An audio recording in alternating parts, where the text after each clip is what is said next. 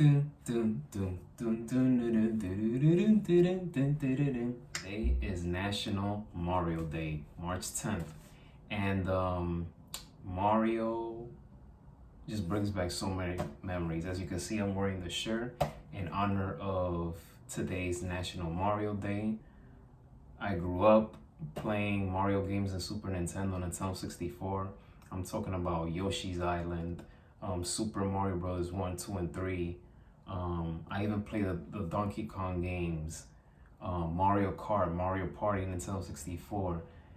I was one of those kids that was a huge Mario and Luigi fan. So, I mean, that's why when the movie on the Super Mario Brothers came out, which I'll be making a review about it right now, when the movie came out, I didn't go to movie theaters to see it because nowadays I'm just comfortable watching everything from home. That movie is more for it's for two people, two kinds of people, for kids and for adults like myself who wanted to relive, the past, feel that nostalgic memory of the Mario games. If you don't fit in those two categories, then when you saw this movie, you're like, "What the hell did I just saw?" But this when we're talking about Mario and Luigi, it just brings back so many memories. So with this movie, I knew that coming into watching this movie, I was not gonna take it as seriously because one of those movies that is not meant to be taken seriously is to have fun and enjoy. And after watching this movie, I had so much fun watching it. Um, it's a fun and entertaining movie. Like I said, this movie is more for kids. It's a family movie. And for guys like myself, guy in his 30s who grew up playing these video games. So, and it all started in 1998. 1998, one day my dad showed up to the house with the Super Nintendo box, and the very first game that I played was Yoshi's Island. So my love and affinity for characters like Mario and Luigi, it all began in 1998. So, and I'm just grateful that at least I had a great childhood and play these games. But as for the movie, the Super Mario Brothers, we got to take it back a little bit to 1993 when there was the live action one with Bob Hoskins, rest in peace, and John Leguizamo. I remember watching it as a kid, and then when I saw it again as an adult, the movie was just, sorry to say, it was horrific. It didn't do well in the box office neither, but for this one, this current one that came out in 2023 is way better, and obviously with the technology and everything, it is just so much better. So I like this movie better than the 1993 one. What is it? A 30-year difference. So but yeah, but in this movie, I like the voice cast. The voice cast is great. Jack Black as Bowser did a good job. I did thought to myself, like, could they found someone better to do the voice for Bowser? But Jack Black was good enough. Fred Armisen as Cranky Kong. Seth Rogen as Donkey Kong, which I'm gonna talk a little bit about that.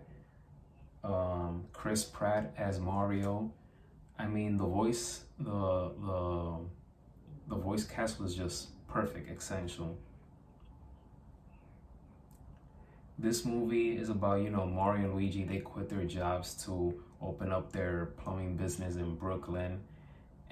But the movie, in my opinion, didn't pick up, or I should say the momentum started building when it was the fight scene between Mario and Donkey Kong, which I love that scene. That's one of my favorite scenes of the movie. Seth Rogen as Donkey Kong, he had me laughing. You had Donkey Kong dancing. The dialogue was funny, silly but funny, entertaining as well. So, but I like that. I feel like that was the pivotal point in the movie that it started to pick up, because at the beginning you mostly had um, Mario going through his trials and tribulations, his family, especially his dad, um, not believing in him and what he's trying to build. Even his former boss, where he quit his job, basically doubted him and laughed at him, ridiculed him. So Mario was dealing all of these things, and part of him feels that he's dragging Luigi with him, but um, Mario knew what his vision was. He knew what he was trying to get to. No matter if his family were against it or anyone was against it, he wanted to accomplish what he wanted to set out to accomplish. Oh yeah, I can't forget about this. Um, Bowser singing, playing the piano. Peaches, peaches, peaches, peaches, peaches, peaches, peaches, peaches, peaches. When that part came in the movie, at first I'm like, huh? But at the same time, I couldn't help but laugh. So I had to remind myself, don't Mike, don't take it too seriously. But yeah, I did not expect a villain character like Bowser to be singing to be singing that song, and to have some, kind of like an airhead answers that he will throw out at times in the movie. But that Peaches, Peaches, Peaches song got stuck to my head after watching that movie.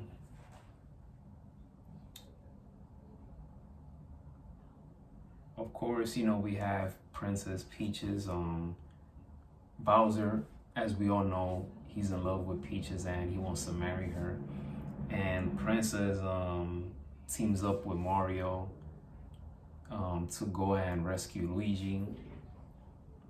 One of the things that I wasn't too sure if I agree that um, that the director decided to do this. I'm not sure how I feel about it, but one of the things that I didn't like about the movie is that they overused classical music. The music score was great, don't get me wrong, it was perfect, but they kept using a lot of like old tracks. Even though there is one track which I love a lot from the 80s and is a rock song, Take On Me. When that part came, I was like, huh? Like, don't get me wrong, I love the song, but I felt like it was a bit unnecessary to use that song in this movie. Especially, it was the scene where I had it written down. I believe it was the scene where it was Princess Peaches, Toad, and Mario. They were being driven to meet up where Donkey Kong's father was, which is Cranky Kong, played by Fred Armisen.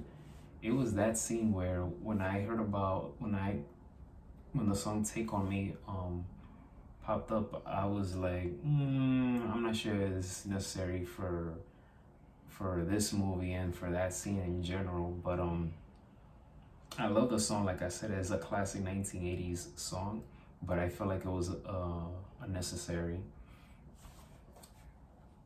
What else? But yeah, like I said, the voice cast was great. The music score was great. Um, like I said, it was an entertaining film. And this movie made, oh yes, of course, there were a lot of references made in this movie, especially about Luigi's Mansion. There were just so many references in this movie. Obviously, if you grew up, playing the video games and knowing about Mario, then you know what I'm talking about. But this movie made a lot of money in the box office. The movie, it's the second highest grossing film of 2023, and it's the third highest grossing animated film ever. So congratulations on everyone that was behind in making this picture possible. I enjoy watching this film. I can't wait to see it again. I'll probably watch it again today in honor of National Mario Day. So my overall review for this movie from 1 through 5, because it's a kids film and it's a kids and a family movie, and of course it brings a lot of memories for guys like myself. From 1 through 5, I'll give this movie a 4.1 out of 5 stars. Well, that's all I have for you guys for today. Thank you for watching this video for National Mario Day, Super Mario Brothers movie review. It's a Sunday. It's very rare that I make a video on a Sunday here on the MMM Journal, but because it's Mario Day, I had to do it. So please hit that thumbs up. Don't forget to hit that subscribe button. And as always, guys, be safe. I mean, God bless you all. Take care, everyone, and enjoy your Sunday.